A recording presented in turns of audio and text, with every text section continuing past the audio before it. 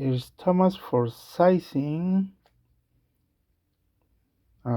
Pretty tall wall actually. These walls are 3D printed.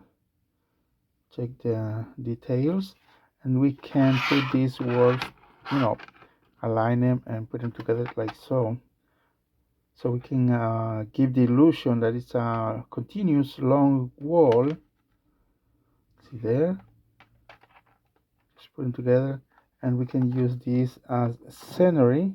They do not stand alone, so glue them together. Obviously, since this is a little thin, you might see a kind of little curve, but it's kind of flexible, not too much, but it can adjust a little bit. But like I say, link in the description. Actually looks good, I guess.